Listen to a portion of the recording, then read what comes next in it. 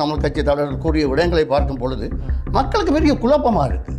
அதே தலைவர்கள் இன்னொரு பக்கத்தில் போய் பொது வேட்பாளர் பற்றி பேசுகிறார்கள். அப்போ எதை சொல்லுகிறார்கள்? என்ன ஒரு இனவாதத்துக்கான ஒரு சந்தர்ப்பத்தை நம்ம கொடுத்து விடுவோம்னு ஒரு அச்சம் எங்களுக்கு ஏற்படுகிறது. அந்த சிங்கள மக்கள் மத்தியிலே யாருக்கு அதிக செல்வாக்கு இருக்குது, யாரை தெரிவு செய்வார்கள் என்ற ஒரு அனுமானம் தமிழ் தலைவர்களுக்கு இருக்க வேண்டும் தானே. ஆனால் தேர்தல் பகிஷ்கரிப்பு என்பதெல்லாம் ஒரு கவட நாடகம். இன்றைக்கு ஜனாதிபதி போய் யாழ்ப்பாணத்தில் ஒரு பொது வேட்பாளரை தேர்வு செய்ய முடியுமா என்ற ஒரு மோசமான கேள்வி கேட்டு வந்திருக்கிறார் தானே. அந்த நிலைக்கு தமிழ் தலைவர்கள், தமிழ் கட்சிகள் பலவீனம் தானே. முழு தமிழ் தலைவர்களும் அவருடைய ரகசியமான தொடர்பை வைத்திருக்கிறார்கள் என்பது குழந்தை பிள்ளைகளுக்கும் தெரியும். இன்றைக்கு அனுராக் குமார் திசாநாயக்க 13 பற்றி பேசுகிறார். சரியோ பிள்ளையோ சஜித் பிரேமதாச பேசுகிறார். அப்போ எங்களுடைய தலைவர்கள் அதை பற்றி அழுத்தம் கொடுக்காமல் இருப்பதற்கு என்ன காரணம்? புலம்பெயர் அமைப்புகள் இலங்கையில் இருக்கிற தமிழ் கட்சிகளை பிளவுபடுத்துவதில் செல்வாக்கு செலுத்துது என்ற கருத்தை நீங்கள் ஏற்றுக்கொள்கிறீங்க? நிச்சயமாக. இன்றைக்கி சிரட்டையில் கஞ்சி குடிக்கிறவங்கெல்லாம் வந்திருக்காதே. சிரட்டையில் கஞ்சி குடிச்சு கொண்டு அதை கொண்டு நான் பாராளுமன்றத்தில் வைத்து கொண்டு மியூசியத்தில் வைக்க வேண்டிய சூழ்நிலை வந்திருக்காதே. அவர்கள் சரியான ஆட்கள் முதல் அவர்கள் ராஜினாமா செய்ய வேண்டும். ராஜினாமா செய்து செல்வநாயகத்தார் கேட்ட மாதிரி தேர்தல் நின்று கேட்க வேண்டும். கேட்பார்களா? தங்களுடைய கட்சியில் பிரதிநிதிகளுக்கு கொடுக்கணும். ஒற்றுமை சமூகத்தை பற்றி அல்லது கிராமத்தை பற்றி பேசுவதென்றால் ஒன்றிணைந்தல்ல கேட்டிருக்க வேண்டும். அப்போ தான் எனக்கு பலமாக இருக்கும். அப்போ தங்களோட ஆக்கள் தான் வரணும்.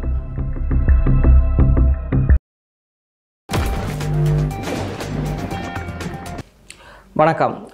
நாங்கள் வீரகேசரியின் சமகாலம் நிகழ்ச்சியூடாக இணைந்திருக்கின்றோம். மற்றொரு நிகழ்ச்சியில் உங்களை சந்திப்பதில் மகிழ்ச்சி. இன்றைய நிகழ்ச்சிக்கு எங்களுடன் கலந்து கொண்டிருப்பவர் தமிழ் ஒலிபரப்பு கூட்டுத்தாபனத்தினுடைய பணிப்பாளரும் அதேபோல் புலம்பெயர் சமூகம் சார்ந்த பல்வேறு செயற்பாடுகளிலும் ஈடுபட்டிருப்பவர். அதேபோல் இலங்கையிலும் அவர் நீண்ட அரசியல் சமூக செயற்பாடுகளில் பற்றுறுதியாக செயற்பட்டு இருக்கின்ற ஒருவராக இருக்கின்ற ராம்ராஜ் அவர்களை நாங்கள் இன்றைய நிகழ்ச்சியில் சந்திக்கின்றோம். வணக்கம்.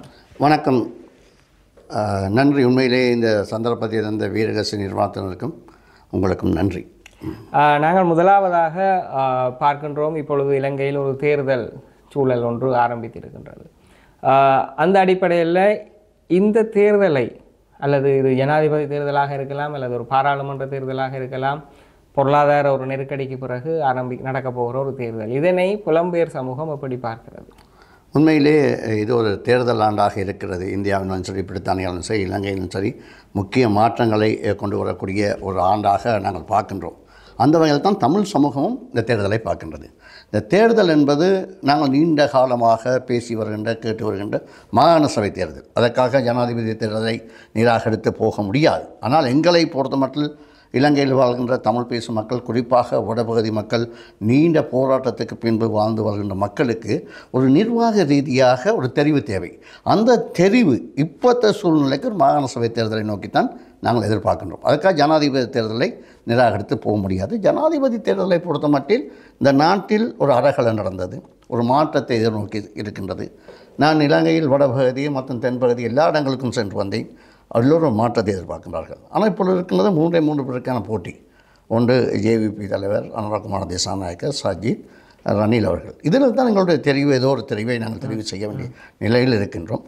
அதேவேளை இப்போ தமிழ் மக்களை பொறுத்த மட்டில் இங்கே ஒரு பொது தேர்தல் என்ற ரீதியிலும் சரி, இல்லை ஜனாதிபதி தேர்தலும் சரி, தமிழ் பொது வேட்பாளர் ஒருவரை தெரிவு செய்ய வேண்டும் என்ற ஒரு நிலையிலே சில முன்னெடுப்புகள், 2 நோக்கம் இருக்கிறது. ஒன்று தமிழ் பொது வேட்பாளரை பற்றி பேசுகிறார்கள், மற்றது தேர்தல் புறக்கணிப்பு பற்றியும் பேசுகிறார்கள். இன்னொரு தடவை பொது வேட்பாளர் விவகாரத்தை ஒரு பொது வாக்கெடுப்பாக செய்ய வேண்டும் என்றும் கருதுகிறார்கள். இப்போ உண்மையிலே நாங்கள் பார்க்க வேண்டும், இந்த புறக்கணிப்பினால் எதை நாடி நாங்கள் செல்கின்றோம். இந்த தேர்தலை புறக்கணிப்பதால் எதை செல்கின்றோம்? நாங்கள் ஒரு ஜனநாயகத்தை நேசிக்கின்ற ஒரு சமூகம். ஜனநாயகத்தில் தேர்தல் புறக்கணிப்பு என்ற ஒரு இருக்க முடியாது. அது அந்த கட்சியின் தலைவர் ஒரு தெரிவை செய்ய முடியாமல் இருக்கின்றார். அதாவது மக்களுக்கு ஒரு தெளிவான விடயத்தை கூற முடியாமல் இருக்கிறது. அதுதான் தேர்தல் பகிஷ்கரிப்புங்கிறது. ஏன் தேர்தல் பகிஷ்கரிக்க வேண்டும்? நாங்கள் இருக்கின்ற தலைவர்களுக்குள் தமிழ் சமூகத்துக்கு சாதகமான விடயத்தை செய்யக்கூடியவர் யார் என்ற தெரிவை தமிழ் கட்சிகள் முடிவு செய்ய வேண்டும். இன்றைக்கு பொது வேட்பாளர் என்று கூறுகின்ற அதே பட்சத்தில் இன்னொரு பக்கத்தில் ஜனாதிபதி பல்வேறு விடயங்களை செய்திருக்கிறார், செய்யக்கூடிய ஒரு நம்பிக்கையும் தமிழ் கட்சி தலைவர்களால் வைக்கப்படுகிறது. அண்மையிலே நீங்கள் பார்த்தீர்கள், முல்லைத்தீவில் நடைபெற்ற கூட்டங்களிலே தமிழ் பாராளுமன்ற உறுப்பினர் தமிழ் கட்சி தலைவர்கள் கூறிய விடயங்களை பார்க்கும் பொழுது மக்களுக்கு பெரிய குழப்பமாக இருக்குது. அதே தலைவர்கள் இன்னொரு பக்கத்தில் போய் பொது வேட்பாளர் பற்றி பேசுகிறார்கள். அப்போ எதை சொல்லுகிறார்கள்? ஒரு பக்கம் சொல்லுகிறார் ஜனாதிபதி எல்லாம் செய்கிறார் என்று, இன்னொரு பக்கம் சொல்லுகிறார் பொது வேட்பாளர். இதிலே தலைவர் மாறும் புலம்பி இருக்கிறார் என்ற சந்தேகம் இருக்குத்தானே. ஆனால் வெளிநாடை பொறுத்த மட்டில், புலம்பெயர்ந்த நாட்டில் பொறுத்த, உள்ளூர் அரசியலுக்கு அப்பால் புலம்பெயர்ந்த நாட்டில் மக்கள், கூடுதலான மக்கள் வடகிழக்கிலே ஒரு நிர்வாகம் தேவை, அது ஒரு மாகாண சபை தேர்தல் தேவை. அதற்காக நாங்கள் ஜனாதிபதி தேர்தலை புறக்கணித்து செல்ல வேண்டிய அவசியம் இல்லை. மக்களுக்கு நம்பிக்கை ஊட்ட வகையிலே இது செய்யக்கூடியதை யார் என்பதை நாங்கள் தெரிவு செய்ய வேண்டும். அந்த வகையில் தலைவர்களுக்கு தங்களது தேர்தல் விஞ்ஞாபனத்திலே எங்களுக்கு தேவையான விடயங்களை உள்ளடக்கப்படும் விடயங்களாக கூற வேண்டும். அதில் போய் சுயநிர்ணய உரிமையை பற்றி பேசுவதற்கு இது சரியான டைம் இல்லை. அதுக்காக நான் வேண்டாம்னு சொல்லவில்லை, அதை நான் நிராகரிக்கவில்லை. அது தேவை. ஆனால் அதை ஜனாதிபதி தேர்தலால் சாதிக்க முடியுமா? என்ன ஒரு இனவாதத்துக்கான ஒரு சந்தர்ப்பத்தை நம்ம கொடுத்து விடுவோம்னு ஒரு அச்சம் எங்களுக்கு ஏற்படுகிறது. அடுத்த கட்ட பேச்சுவார்த்தைக்கு செல்லக்கூடிய வகையிலே எங்களுடைய தீர்மானங்கள் கட்சி தலைவர்கள் எடுக்க வேண்டும். ஏன்னா சரியோ பிள்ளைக்கோ அப்பால் ஒரு சிங்கள தலைமையை கொண்ட ஒருவர் தான் தலைவராக வர இருக்கிறார். அவர்களோடு தான் பேச வேண்டிய சூழ்நிலை இருக்குது. அது சர்வதேச சங்கம் ஏற்றுக்கொள்கிறது. சர்வதேசம் அவர்களுக்கு அழுத்தத்தை கொடுக்க வகையிலே தமிழ் தரப்பு, தமிழ் சமூகம் தனது நியாயமான கோரிக்கைகளை முன்வைக்க வேண்டும். அந்த கோரிக்கைகளை அவர்கள் தேர்தலிலே உள்ளடக்கப்படும் விடயமாக நாங்கள் சேர்க்கணும். தேர்தல் விஞ்ஞாபனத்திலே இந்த விடயங்கள் உள்ளடக்கப்படுவதற்கான நியாயமான விடயங்களை முன்வைப்பதன் மூலம் அந்த தலைவரை நாங்கள் சமநிலைப்படுத்தினோம். பொழுது சஜித் அவர்கள் கூறுகிறார் 13ஆம் திருத்தத்தை அமல்படுத்தணும். அவர் முழுமையாக அமல்படுத்தணும்னு கூற வேண்டும். இது அரசியலமைப்பிலே உள்ள விடயம். இப்போ அமல்படுத்தணும் இப்போ என்ன 13 என்ன இருக்குது? எங்களுக்கு காணி, போலீஸ் அதிகாரம் உள்ளிட்ட விடயங்கள் அமல்படுத்ததாக கூற வேண்டும். அவற்றை உள்ளடக்கப்பட வேண்டும். அதற்குரிய அழுத்தங்களை வழங்க வேண்டும். அதுக்குரிய அழுத்தங்களை தலைவர்களிடம் வழங்குவதன் மூலம் அந்த தலைவருக்கு வாக்களிக்க சொல்லலாம். அது எந்த தலைவர் எங்களுக்கு பிரச்சனை, அது எந்த தலைவர் எங்களுக்கு அதை செய்யக்கூடிய தலைவர், அதில் வெற்றி வாகை சூடக்கூடிய தலைவர் யார் என்று தெரிவு செய்ய வேண்டும். இப்போ 3 பேரும் சொல்லுகிறார்கள், 3 பேருமே ஜனாதிபதியே வர முடியாது. அந்த சிங்கள மக்கள் மத்தியிலே யாருக்கு அதிக செல்வாக்கு இருக்குது, யாரை தெரிவு செய்வார்கள் என்ற ஒரு அனுமானம் தமிழ் தலைவர்களுக்கு இருக்க வேண்டும் தானே. அதை செய்யக்கூடிய தமிழ் தலைவர்கள் அவர்கள் வழிகாட்டியாக தானே இருக்க வேண்டும். ஆனால் தேர்தல் பகிஷ்கரிப்பு என்பதெல்லாம் ஒரு கபட நாடகம். இப்பொழுது பொது வேட்பாளர் விவகாரத்தை பார்த்தீர்கள், பொது வேட்பாளர் மூலம் அவர்கள் சொல்ல வருகிறார்கள், குறிப்பாக தென்னிலங்கை தலைவர்கள் யாரும் தீர்வை தருவதற்கு தயாராக இல்லை, அல்லது பகிரங்கமாக பேசுவதற்கு இல்லை, அல்லது நீங்கள் சொன்னது போல் தமிழர்களுடன் ஏதாவது ஒரு இணக்கப்பாட்டுக்கு வந்தால் தென்னிலங்கையில் அவர்கள் தோல்வி அடைந்து விடுவார்கள் என்ற ஒரு நியாயத்தை சொல்ல வருகிறார்கள். அது நியாயமான பயம் இருப்பது ஒரு தேர்தலை பொறுத்த மட்டும் ஒரு அவசியமான விடயம். நாங்கள் வைக்கின்ற கோரிக்கைகளை பொறுத்திருக்கின்றது. அந்த தலைவர்கள் எங்களுடன் பேசுவதற்கோ அல்லது எங்களுடன் இணைந்து செல்வதற்கோ அல்லது அந்த சிங்கள சமூகம் நாங்கள் கேட்பது சரியான விடயம், அது யுத்தத்தால் பாதிக்கப்பட்டு வந்தவர்கள், அவர்கள் பொருளாதார பலமாக வெளிநாட்டில் இருக்கிறார்கள், அந்த முதலீடுகள் இந்த நாட்டுக்கு கொண்டு வர வேண்டிய தேவை இருக்குது, அவர்களுக்கு ஒரு நியாயமான தீர்வை கொடுக்க வேண்டும் என்ற விடயத்துக்கு நாங்கள் வைக்கின்ற கோரிக்கையை பொறுத்து தான் இருக்கின்றது. அது நியாயமான நிபந்தனைகளை நாங்கள் வைக்கும் பொழுது அவர்களும் சிங்கள மக்கள் மத்தியில் கேட்கலாம், நாங்கள் சகோதரனும் சகோதரமாக வாழ்வோம், அவர் கேட்பதில் என்ன தப்பு இருக்குது, தவறு இருக்குது, நீங்கள் கேட்கலாம். இன்றைக்கு ஜனாதிபதி போய் யாழ்ப்பாணத்தில் ஒரு பொது வேட்பாளரை தேர்வு செய்ய முடியுமா என்ற ஒரு மோசமான கேள்வி கேட்டு வந்திருக்கிறார் தானே. அந்த நிலைக்கு தமிழ் தலைவர்கள், தமிழ் கட்சிகள் பலவீனம் தானே. அதுக்கு பதில் அடி கொடுக்குற அளவுக்கு இல்லை தானே. அதை என்ன அப்படி சொன்னார்? இன்றைக்கி ஜனாதிபதி சொல்லும் பொழுது எல்லா கட்சி தலைவர்களும் ஒன்றிணைந்து இதுதான் விடயம் என்றால் அவர் அப்படி ஒரு கேள்வியை வைத்திருக்க மாட்டார். அப்படி வைத்திருக்க மாட்டார், வைத்திருக்க வாய்ப்பே இல்லை. இவர்கள் பிரிந்து நிற்கிறதை அவர் சரியாக புரிந்திருக்கிறார். மற்றது பிரிந்து நிற்பது மட்டுமில்லையே, முழு தமிழ் தலைவர்களும் அவருடைய ரகசியமான தொடர்பை வைத்திருக்கிறார்கள் என்றது குழந்தை பிள்ளைகளுக்கும் தெரியும். ஜனாதிபதி ரணில் அவர்கள் அது மிக தந்திரமாக கையாளக்கூடியவர் என்பது எல்லாருக்கும் தெரியும். அது தமிழ் தலைமை மட்டும் இல்லை, சிங்கள தலைமைகளை கூட அவர் கையாளக்கூடிய நிலைமையில் இருக்கிறார், கையாளுகிறார். இப்போ பெரமுனையிலே எத்தனை பகுதிகள் இருக்கின்ற பாருங்க. பெரமுனை பலமாக 69 லட்சம் வாக்குகளை கொண்ட கட்சியை எத்தனை கூறுகளாக அங்கே இருக்கின்றது. நம்ம தமிழ் தலைவர்கள் இருக்கின்றது.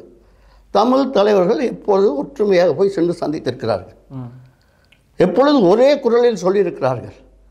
எப்பொழுதுமே இல்லை. அப்போ மாகாண சபை தேர்தல் வந்தால் போட்டியிடுவதற்கும் அதில் மந்திரி சபை பெறுவதற்கும் தயாராக இருக்கின்ற எங்களுடைய தமிழ் தலைமைகள் அதை பற்றி பேசுவதற்கு தயாரில்லை. என்ன காரணம்? இன்றைக்கி 2009ஆம் ஆண்டுக்கு பிறகு 2024ஆம் ஆண்டு மட்டும் இந்த 15 வருடம் வடகிழக்கிலே நடந்த அபிவிருத்தி என்ன? பட்டியலிட்டு கூடுங்களே நீங்கள் மக்கள் மத்தியிலே. நாங்கள் இதை செய்திருக்கோம், எங்களுக்கு இவ்வளோ நிதி வந்து ஒன்றும் இல்லையே.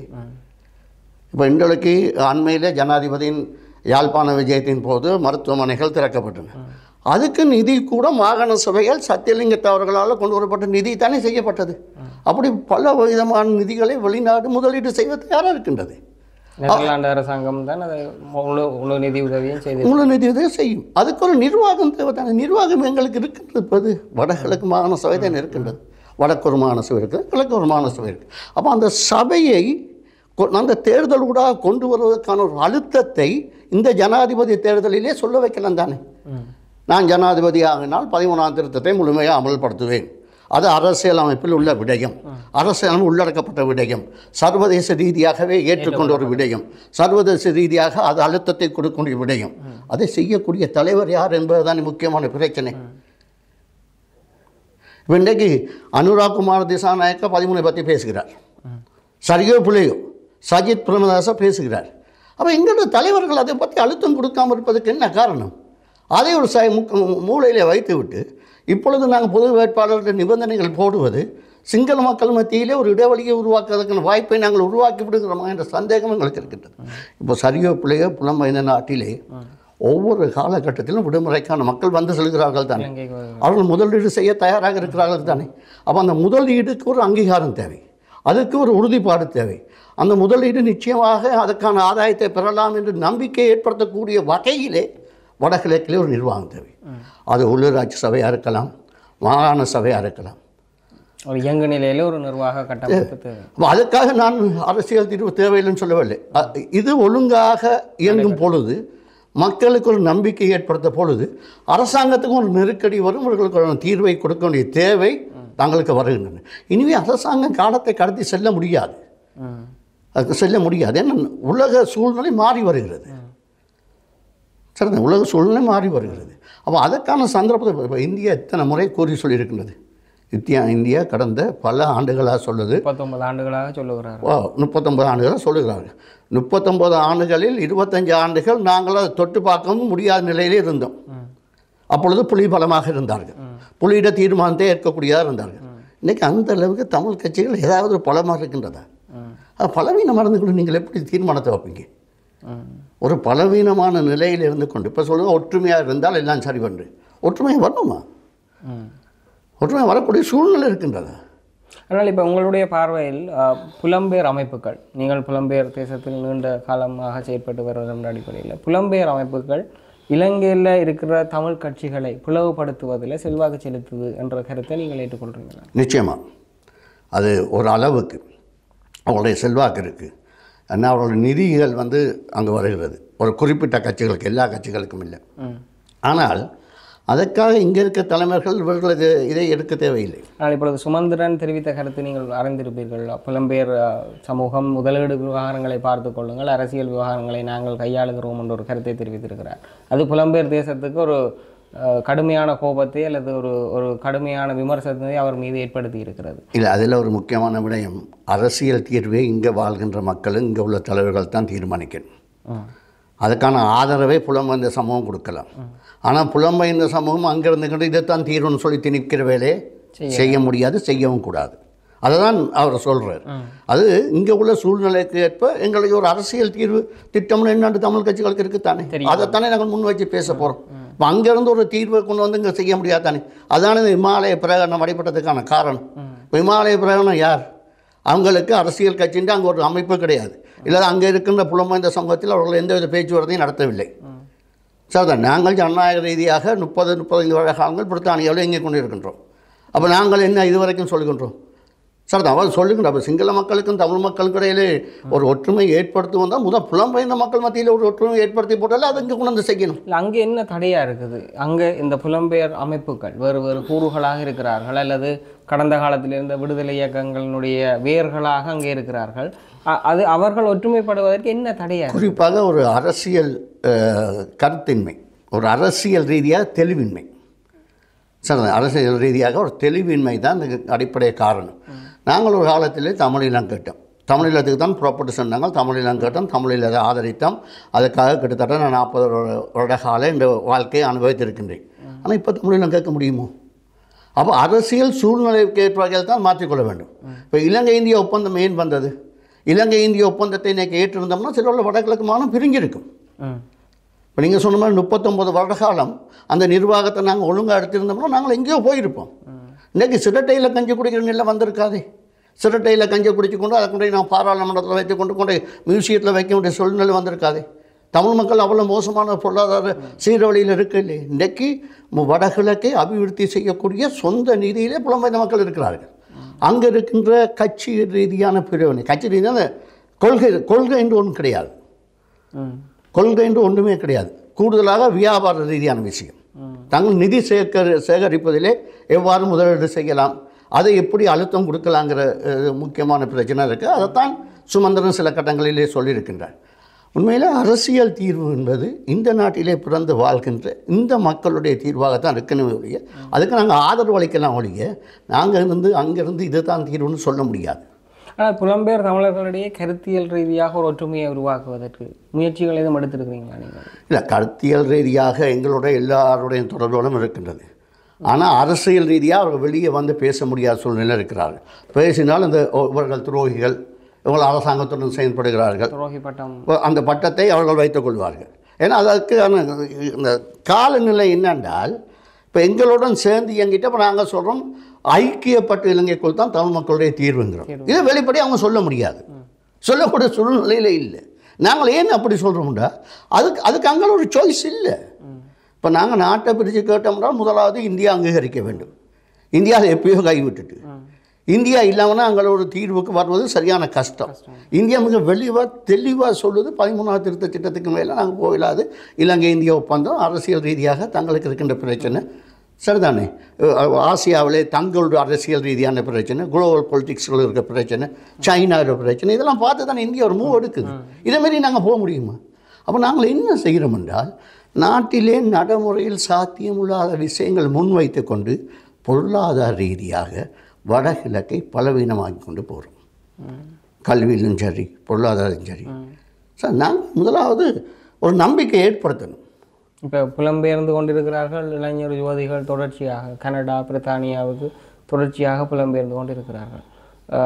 அடுத்த பரம்பரை வடக்கில் இருக்குமா கிழக்கில் இருக்குமான்ற கேள்விகள் எல்லாம் வருது. அது பற்றி கரிசனைகள் எல்லாம் கொள்ளப்படுகிறதா புலம்பெயர் தேசங்கள்? இல்லை, இப்பொழுது நீங்கள் சொல்ல ஒரு முக்கியமான விஷயம், நாங்கள் புலம்பெயர்ந்த காலத்திலும் அதுக்கு பிறகு இல்லாட்டி அதுக்கு ஒரு 10 வருட புலம்பெயர்ந்த காலத்திலும் இருக்கின்ற சூழ்நிலை இப்போ அங்கே இல்லை. சரிதானே. இப்போ கடுமையான ஒரு சூழ்நிலை தான் இருக்குது. அங்கே பொருளாதார ரீதியாக அல்லது தங்களை வளர்த்து கொள்வதற்கு தங்கள் சொந்த காலிலே நிற்பதற்கான சூழ்நிலை சரியான குறைவு. சரிதான. வேலை வாய்ப்பு இல்லை. அங்கே வேலை வாய்ப்பதற்கு அனுமதி உடனே கிடைப்பதில்லை. அப்படி இல்லாட்டி அவர்கள் வேறு வகையில் தான் தொழில்களை செய்ய வேண்டிய சூழ்நிலை இருக்கின்றது. ஆனால் கூடுதலாக படிப்பதற்கு வருகிறார்கள். தமிழ் சமூகம் சிங்கள சமூகத்திலேயே நியாயமான ஆக்கள் படிப்பதற்கு வர படிப்பை முடித்து கொண்டு திருப்பி வந்து விடுகிறார்கள். சார் அதனால் நான் நினைக்கிறேன் இப்போ அந்த ஒரு வட பகுதியை பொறுத்த மட்டும் 25-30 வயது உள்ள இளைஞர்களுக்கு அந்த ஆசை தொடர்ந்து இருக்கணும். வெளிநாட்டுக்கு போயிட்டால் சந்தோஷமாக இருக்கலாம். அதற்கான காரணம் வெளிநாட்டில் சிலர் இங்கே நடந்து கொள்கிற முறைகள் இருக்குத்தானே. வந்ததும் இந்த காசுகளை அள்ளி வீசி செலவழிப்பது, அவர்களுக்கு அங்கேயும் மிகவும் கஷ்டப்பட்டு மிக சிரமப்பட்டுத்தான் வாழ வேண்டும். ஆரம்பத்தில் இருந்த காலத்தை விட இப்பொழுது மிக ஒரு கடினமான காலம் என்பதுதான் முக்கியமானது. ஆனால் பார்த்தீர்கள் என்றால் அரசு சேவையில் இருப்பவர்கள் கூட, குறிப்பாக உங்களுக்கு தெரியும், பல்கலைக்கழக பட்டத்தை வைத்திருக்கின்றவர்களுக்கு அரசு வேலை வாய்ப்பு கிடைக்கும்.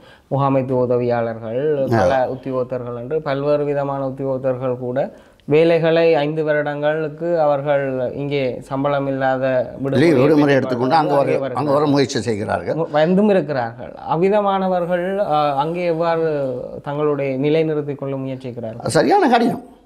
முதல் 1 வருடத்துக்கு அவர்கள் இங்கே உள்ள சொத்துக்களை, அசையாத சொத்துக்களை விற்று போட்டு அந்த காசை செலவழித்தான் நாங்கள் வாழ வேண்டும். அதுக்கு பிறகுதான் நாங்கள் தங்களுடைய வாழ்க்கையை அமைத்துக் கொள்ளலாம். இப்போ குறிப்பாக நீங்கள் 2 பிள்ளைகள் இருந்தால் பிள்ளைகளுடைய எதிர்காலத்துக்கு அவர்கள் கூறுவார்கள். உண்மையிலே இப்பொழுது இங்கே நல்ல வாழ்க்கை இருக்கின்றது. இங்கே சரியான நீங்கள் சொல்கிற மாதிரி பல்கலைக்கழகத்திலோ இல்லாட்டி அரசாங்கம் பெரிய உத்தியோகத்திலோ சரியான ஒரு பதவி எடுத்து விட்டால் அந்த பிள்ளைகள் நல்ல நிலைக்கு வந்துவிடும். ஆனால் அங்கே கடினமான உழைப்பை அவர்கள் சந்திக்க வேண்டி வரும். அதே நேரம் இப்போ நாங்கள் முதல் பேசியபடியாக தான் இந்த புலம்பெயர் அமைப்புகள் குறிப்பாக நீங்கள் சொல்லுகிறீர்கள், ஒன்று இந்தியா ஊடாக தீர்வை நகர்த்துவதற்கு சில அமைப்புகள் அல்லது தனிநபர்களும் விருப்பம் தெரிவிக்கிறார்கள். அதற்கு எதிரான மனநிலையில் இருப்பவர்கள் இருக்கின்றார்கள். குறிப்பாக தனி நாட்டை அல்லது அதியுச்ச சுய நிர்ணயத்தை கேட்கின்றவர்கள் அல்லது இரு தேசங்களை அங்கீகரிக்கின்ற நபர்கள். இவர்கள் அதனை பெற்றுக்கொள்வதற்கு என்ன உபாயங்களை சொல்லுகிறார்கள்? அவங்கள்ட்ட ஒரு உபாயமும் இல்லை. அவர்களும் பலவீனமான நிலையிலே தான் இருக்கிறார்கள். இப்போ இந்தியாவுடன் பேசுவதற்கு பல புலமைந்த அமைப்புகள் முயற்சிகள் மேற்கொண்டாலும் இந்தியா நெருங்கவில்லை. சரிதான். இந்தியா அவர்களுக்கு நெருங்குவது தயாரில்லை. பல அமைப்புகள் முயற்சி செய்கின்றது, பேச்சுவார்த்தை செய்வது. ஆனால் இந்தியா அதற்கு தயாரில்லை. இந்தியா என்ன செய்கின்றது? இங்கு மக்களால் தெரிவு செய்யப்பட்ட பிரதிநிதிகள் இருக்கிறார்கள், அவர்களுடன் பேச முடியும். அவர்களோட பலவீனத்தையும் இந்தியா நல்லா புரிந்து கொண்டு இருக்கின்றது. இப்போ உதாரணத்துக்கு இந்தியா சம்பந்தன் அவர்களை இந்தியாவுக்கு அழைத்தது. ஒரு இந்தியாவின் ஒரு ஒரு பிரதமர் அழைக்கும் பொழுது அதே நிராகரித்தவர்கள் தானே நாங்கள். அதுக்கு பிறகு எந்த ஒரு அழைப்பும் இந்தியா அவர்களுக்கு விடவில்லை தானே. எந்த கட்சியும் கூட்டி பேசும். அங்கே வெளிநாட்டு பிரதிநிதிகள் வந்தால் தூதரகத்தை கூப்பிட்டு கதைக்கிறார்கள், பேசுகிறார்கள், அதோடு நின்று விட்டார்கள் தானே. அங்கே பேசுவதற்கான எந்த வாய்ப்பும் இல்லை தானே. அப்போ அந்த நிலை தான் இருக்கின்றது. இதில் முக்கியம் இங்கே இருக்கின்ற ஆட்சியாளர்கள் எங்களை இந்த பிரித்து வைக்கிறதுலையே கவனமாக இருக்காங்க. அந்த பிரித்து வைப்பதில் எங்கள் ஆட்கள் உடன்பட்டுறார்கள். இப்போ ஒவ்வொரு கட்சியை எடுத்துக்கொண்டாலும் சரி, தமிழரசு கட்சியிலும் சரி, அதாவது ஏனைய கட்சிகளாலும் சரி, இப்போ ஒரு தலைவர் 2 தலைவர்கள், இப்போ தமிழரசு கட்சியில் 5 தலைவர்களும் தனித்தனியாக சந்திக்கிறார்கள். சேர்ந்து போவதில்லை. 5 பேரும் சேர்ந்து போய் சந்திப்பதில்லை, தனித்தனியாக சந்திக்கிறார்கள், தனித்தனியாக பேசுகிறார்கள். அதே மாதிரி மற்ற கட்சியும் தனித்தனியாக சந்திக்கிறார்கள். அது புதுசாக ஒரு ஜனாதிபதி சந்திக்க தான் வேணும். நாங்கள் வேணாம் என்று சொல்ல வேண்டும். சந்தித்து என்ன பேசுகின்றீர்கள் அதை மக்களுக்கு கூற தானே வேண்டும்.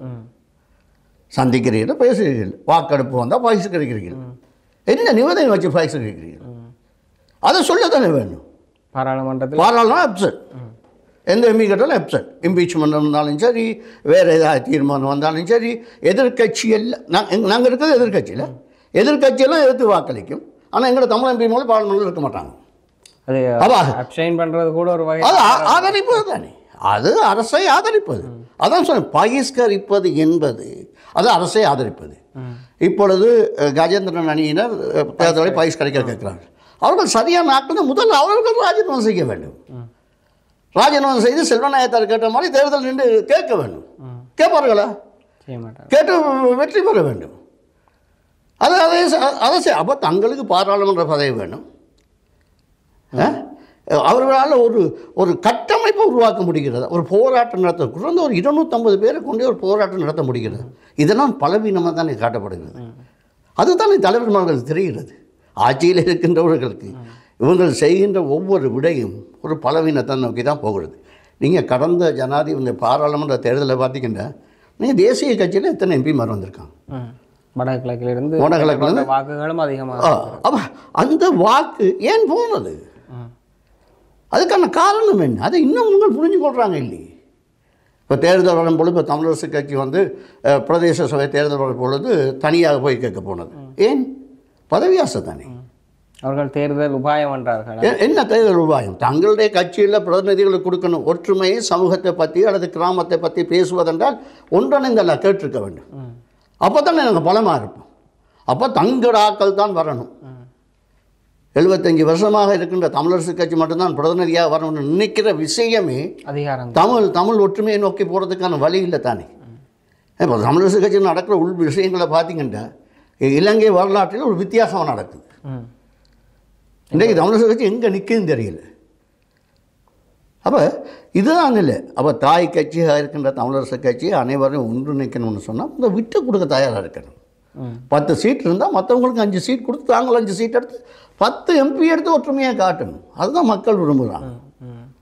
இதெல்லாம் போட்டி அரசியல் தான் நடக்குது. அரசியல் தான், அரசியல் இல்லாட்டி இல்லை. ஆனால் அதை ஒழுங்காக கட்டமைக்க கொண்டு வர தானே வேணும். இன்றைக்கி இந்தியாவை எடுத்திங்கன்னா போலுங்க, இந்தியாவிலே ஒரு பெரிய கூட்டணியை உருவாக்குறாங்க. அவ்வளோ தூரம் சக்ஸஸாக கொண்டு வரணும். ஏன் தமிழ் மக்கள் தமிழ் மக்களில் விட்டு கொடுக்கு இது இல்லை. இப்போ இந்த இலங்கை இந்திய ஒப்பந்தம் எப்படி வந்தது? இலங்கை இந்திய ஒப்பந்தத்துக்கு பரிபூரணமாக ஒத்துழைத்தவர்கள் இஎன்எல்எஃப்பும் இபிஆர்எல்எஃப்பும். ஒரு கட்சி வரல.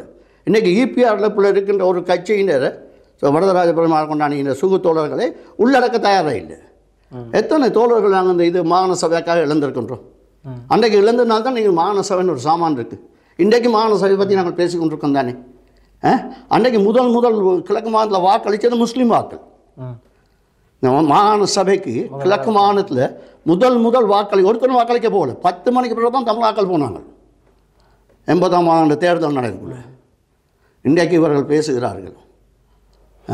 இப்பொழுது உங்களுடைய பார்வையில் இலங்கையில் நாங்கள் தமிழ் அரசியல் பற்றி நிறைய பேசிவிட்டோம். இலங்கையின் தேசிய தலைவர்களை எடுத்துக்கொண்டால் தமிழ் மக்கள் யாரை ஒரு சாதகமாக சிந்திக்கலாம் என்கின்ற அளவில் நீங்கள் கருதுகிறீர்கள்? இப்போ முக்கியமாக இப்போ இருக்க சூழ்நிலையில் நீங்கள் பார்த்தீங்கன்னா 3 தலைவர் தான் முன்னிலையில் இருக்கிறாங்க.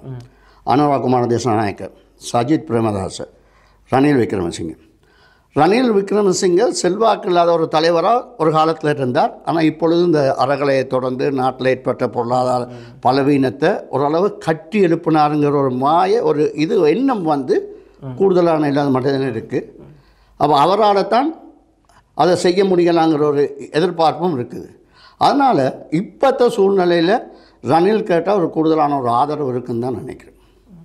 ஆனால் இப்போ புலம்பெயர் தமிழர்கள் இலங்கையில் முதலிடங்கள் கண்டு இதே ரணில் விக்ரமசிங்கே தான் கோரிக்கை விடுத்தார். அப்பொழுது புலம்பெயர் தேசத்திலிருந்து பலர் முயற்சிகள் எடுத்தாலும் அவர்கள் இங்கே ஒரு சாதகமான சூழல் இல்லை என்கின்ற மனோநிலையில் இருக்கின்றார்கள். உங்களுடைய இந்த விஜயத்தின் போது இலங்கையில் இருக்கின்ற சூழல் அல்லது புலம்பெயர் தேசத்திற்கு அவர்கள் இங்கே வருவது, இங்கே முதலீடுகள் செய்வதற்கான சூழல் ஒன்று காணப்படுகிறது என்றதை அப்படி நீங்கள் கருது? நீங்கள் சொல்வதன் மூலம் தான் நான் ஒத்துக்கொள்கிறேன். ஆரம்ப காலத்தில் அந்த நெருக்கடி இருந்தது. அதுக்கு பிறகு நிறைய பேர் முதலீடு செய்திருக்கிறார்கள். பெரும் பணத்தால் நிறைய பேர் வடகிழக்கில் முதலீடு செய்திருக்கார்கள். இப்பொழுது அரசாங்கத்துக்கு ஒரு நிதி தேவைப்படுகிறது. அதுக்காக அரசாங்கம் பல விட்டுக் கொடுப்புகளையும் செய்திருக்கின்றது. கடந்த காலத்திலே இருந்த கஷ்டமான ஒரு சூழ்நிலை இப்போ இல்லை. சில பிரச்சனைகள் இருக்கின்றது. அவற்றை மீறி செய்யலாம். அதை சரியாக அணுகும் பொழுது அது ஒரு பெரிய பிரச்சனையாக நான் நினைக்கல, எதிர்பார்க்கிறேன். அதே நேரத்தில் நீங்கள் இப்பொழுது மலையகம், தென்னிலங்கை பகுதிகளுக்கு சென்றிருக்கின்றீர்கள். அங்கே இருக்கின்ற மக்களுடன் அல்லது அங்கே இருக்கின்ற தமிழ் பேசுகின்ற அல்லது சிறுபான்மை மக்களுடன் சேர்ந்து வடகிழக்கு சிறுபான்மை தமிழர்களும் ஒன்றிணைகின்றது பற்றியெல்லாம் கடந்த காலத்தில் நீண்ட ஒரு உரையாடல் நடந்தது. அதற்கு இனி எதிர்காலத்தில் சாத்தியம் இருக்கின்ற அங்கே பார்க்கக்கூடியது இல்லை. அது உண்மையிலே இருக்கின்ற நல்ல தலைவராக இருக்கின்ற மனோ கணேசன் அவர்களுடைய முயற்சி பல்வேறு இதுகளை செய்கிறது. மனோ கணேசன் சில விஷயங்களிலே மிக தெளிவாக இருக்கின்றார். வவுனியாவுக்கு சென்று வவுனியாவிலே வைத்து சொல்லி போட்டு வந்தால் பொது வேட்பாளர் விஷயங்கள் சரி வராது. சரிதானே? கிளிநொச்சியில் ஒரு நட்பு ரீதியான இது இருக்கும் ஒழிய, ஆனால் அரசியல் ரீதியான தீர்வை வடகிழக்கில் உள்ள மலையக மக்கள் சேர்ந்து எடுக்கக்கூடிய சூழ்நிலை இல்லை. ஏன்னா அதுக்கு மலையகத்திலே நல்ல தெளிவான தலைவர்கள் இருக்கிறார்கள். அவர்கள் தெளிவான வழிகாட்டுதலோடு இருக்கிறார்கள். அதனால் தமிழ் கிழக்கில் வாழ்கின்ற தமிழ் மக்கள் போய் மலையாள மக்களுக்கு அரசியல் சொல்லி அவர்களுக்கான தீர்வுக்கு செல்ல வேண்டிய சூழ்நிலை. சில பல போராட்டங்கள் நடக்கும் பொழுது நாங்கள் ஆதரவு தெரிவிக்கலாம். ஆனால் மலையகத்திலிருந்து வடக்கிலே நடக்கிற எந்த போராட்டத்துக்கும் ஆதரவு தெரிவிக்கும் சூழ்நிலை இல்லை. ஏன்னால் ஒரு பலவீனமான தலைமை. இப்பொழுது கிழக்கு மாகாணத்தை பார்க்கிறோம். நீங்கள் கிழக்கில் நீண்ட காலமாக செயற்படுகின்ற அல்லது அந்த பூகோளத்தை நிறைய உணர்வுகிறார்கள். அம்பாறை கைவிட்டு போய்விட்டது. அம்பாறை அது எல்லோரும் கருணாமான் போட்டியிட்டதால் தான் நாங்கள் பாராளுமன்ற பிரதிநிதித்துவத்தை இழந்தோம் என்று சொல்கிறார்கள். ஆனால் அதுக்கு பின்னால் இருக்கின்ற விடயங்கள் சம்பந்தமாக ஆராயவில்லை. ஆனாலும் அம்பாறை தமிழர்களிடத்தில் இருந்த அந்த ஒரு பிரதிநிதித்துவம் கூட இனி கிடைக்காத சூழல். திருகோணமலை இப்பொழுது கேள்விக்குறியாகி இருக்கிறது. ஏனென்று சொன்னால் அதுவும் கைவிட்டு போன மாதிரி தான். ஆகவே மட்டக்களப்பை பொறுத்தவரையில் இப்பொழுது 2 பிரதிநிதித்துவங்கள் இருக்கின்றன. அங்காலேயே இன்னும் 2 பிரதிநிதித்துவங்கள் இருக்கின்றார்கள். அவர்கள் அரசுடன் இணைந்து பணியாற்றுகிறார்கள். கிழக்கு மாகாணத்தில் இந்த தமிழ் மக்களுடைய இருப்பு எப்படி செல்ல போகிறது? ஆனால் நான் கிழக்கு மாகாணத்திலே பல்வேறு தலைவர்களை சந்தித்து கதைக்கக்கூடிய வாய்ப்பு இருந்தது. உண்மையிலே அங்கே ஒரு ஒற்றுமை அவசியம்.